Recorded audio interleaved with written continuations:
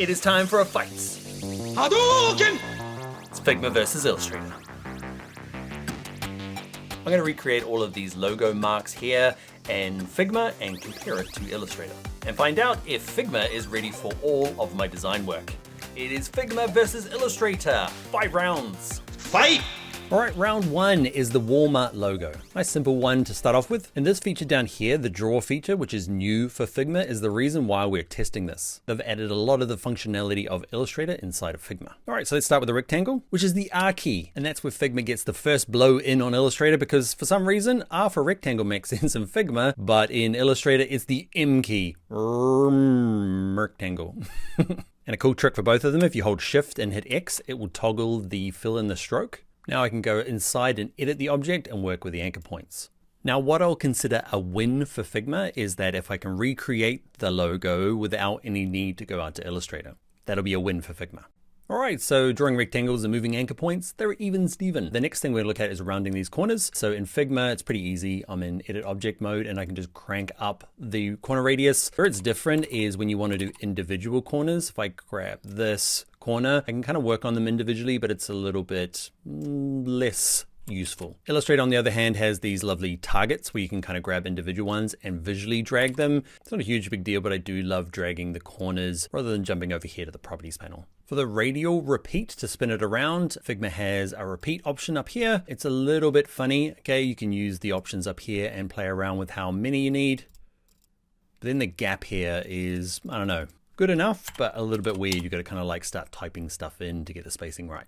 Don't worry, Illustrator is better, still very clumsy. It has all these cool on art controls where you can drag stuff around, but I don't know, it doesn't lock into rotations and you could use step and repeat, but I don't know, this thing could work better. Let's look at stealing colors. Okay, so for Figma, eyedropper tool is the I key, and then you just click on it and it's put it in the stroke, Shift X to toggle it, and easy peasy.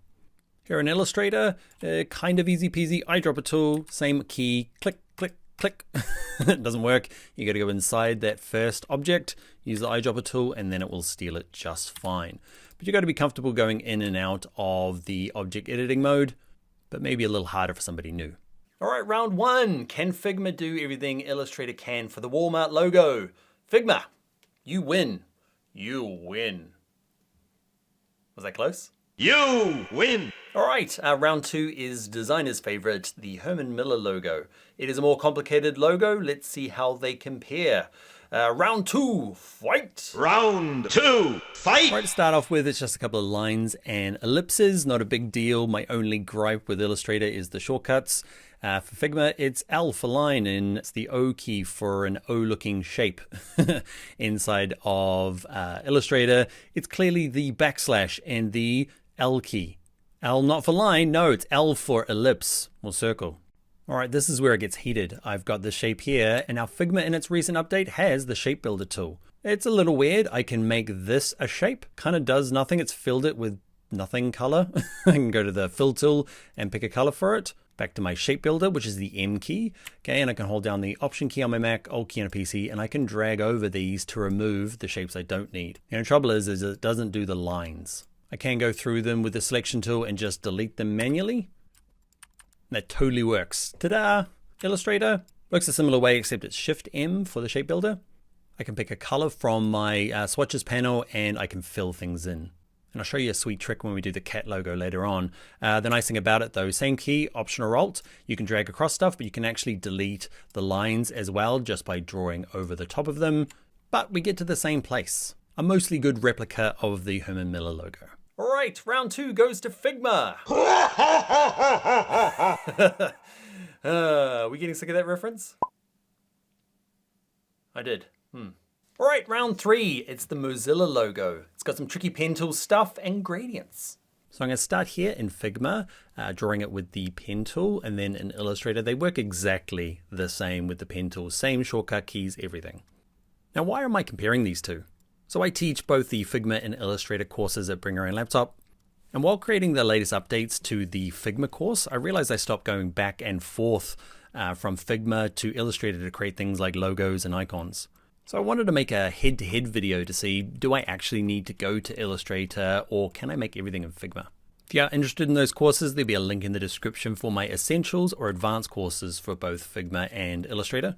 So the pen tool is mostly the same. Where they do differ is what to do afterwards. Let's say that I'm going to pretend that the pen tool didn't go my way. Pen tool's tricky. What do I do afterwards? I can obviously play around with the handles and trying to get it looking nice, but it would be nice if there's an option. This one here seems promising. It's called the Simplify Vector, and I click on this, and I got this slider, and I can drag it around, and it will start to try and simplify my shape, and it doesn't do a whole lot in this case. All right, here's my Illustrator version. Pretend I did that on purpose, but the pen tool, it's tricky. Now, Illustrator has a very similar option under Simplify, okay, and it just does a better job just with one click. I'm going to undo that. I'm going to make two versions of it. This one here, though, if I have it selected, there is this other special tool called the Smooth tool, okay, and it's like a brush. You just kind of like paint over it, and can you see? Oh, you can work on little areas that need fixing, and it just does a lovely job. All right, the fight's not over. Let's look at gradients.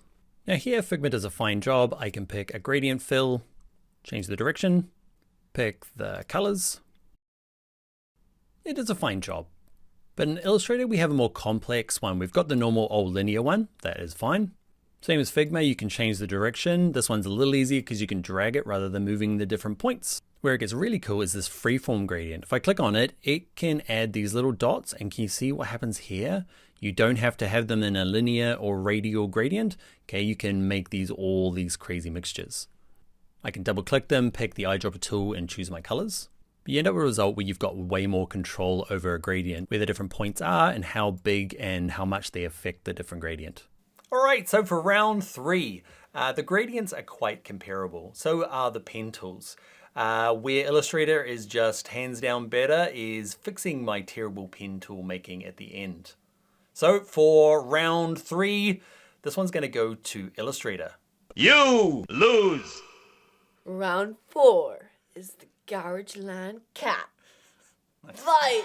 All right, for the Garageland Cat, we're going to have to start in Illustrator because this logo here started with a drawing. It's more of like a brand character for a little side hustle that I've got called Garageland. Okay, it's my Garageland Cat. But I'm much more comfortable drawing these types of things and then kind of digitizing them. And unfortunately, Figma does not have image trace. So I quickly want to show you how powerful this is. You've probably used image trace before, but I'm going to show you the secret tricks to turn it into the vector shape real quick. So I've imported it. I'm going to go to live trace. I'm going to go to the options over here and play around with the threshold until most of the pen marks are visible, but none of the pencil and kind of other stuff, trying to get it to make it easier to clean up. Somewhere about there. The real trick here is under advanced, down the bottom here, there's this thing off there. It's off by default, should be on, ignore color. You don't have to do anything. It just goes and removes all of the white background. Cool, huh? All right, I'm gonna hit expand. I'm gonna use the direct selection tool just to get rid of the little bits that are left hanging around. Then I'm gonna use the simplify and the smooth options like we did earlier. Remember, Figma has simplify, but not the smooth option. There you go. What do you think? It's pretty cool. You can go from a pencil drawing to something that is fully vector very quickly. I'm going to color it in now with the shape builder tool that we used earlier. Then just add a stroke around the outside. Both Figma and Illustrator have these functions. What's cool here is you can actually grab any vectors from Illustrator and just literally copy and paste them inside of Figma, and they come through great. Now they both have offset path. In Figma, I can flatten it, offset the path, make it a rounded corners, change the color. The only problem is the original's gone, but I've copied it so I can paste it back in, line it up, and then I want to offset this background part. Just kind of, that's the look I'm going for. Illustrator does the same thing. It's a little different process, but you get to the same result. Now they both have brush strokes. There's a lot more inside of Illustrator, but Figma has just some good ones. Let me show you. So the stroke here, I'm going to add a dynamic brush. Okay, I do like this like little wiggle pattern around the outside. Okay, you can control it down here with the frequency and the wiggleness and how smooth it is. I do like that effect. I can't remember off the top of my head how to get the dynamic brush. I'm sure you can do it in Illustrator, but they do have a more complex kind of like brush library. Let's open one of these. I'll use this grunge brush. Play with the line weight. You get some really cool effects around the outside. Figma has some similar brushes. They don't have as much, but the ones they do have are really cool. So let's add a stroke here. Let's bring up the size, and under the stroke panel here, there is brushstroke options. And the ones in here, let's have a look. They're just some cool ones. Let's have a look. So there are more in Illustrator, but Figma holds its own. Right, the width tool. I love this when it came out in Illustrator. It is in Figma as well, so this is just a line. I'm using the width tool here, and I can get it to do mostly what I want. It has some funniness to it though. I want this kind of like drip effect. Okay, you can kind of make cool strokes. I can change the end point if I select it. I can make the end rounded, but no matter how I mess around with it, I can't get like it does a funny thing on the end is all. It's fine. Depends on what you're using the width tool for. I do a lot of drips, but I can't make the drips kind of work. Width tool in Illustrator, you can see is exactly-ish the same. Except for the end point here, I can make them round and, I don't know, gives me a better result. I guess drips are kind of niche though. All right, so for round 4, you could go and redraw the hand drawing using Figma. With the pen tool, you could probably find a plugin, but this one's gonna have to go to Illustrator. Too much of my creative work starts with pen and paper and then becomes digitized through the software. All right, round 5, the final round, boss level. We've been avoiding typography so far. We've been doing logo marks, but every good brand needs type, so let's dive in. Now, both Figma and Illustrator have type on a path. It's new for Figma, which I'm excited about. But when it comes to actually picking fonts, Figma has a long way to go.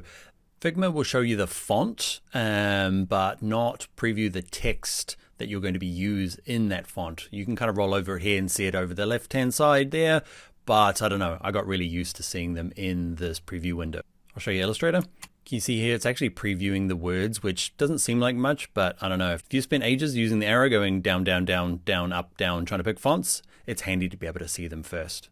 In terms of fonts that they have, Figma is limited to Google fonts and anything you've downloaded onto your machine. Okay, so you're quite limited in terms of fonts. Google Fonts is pretty good.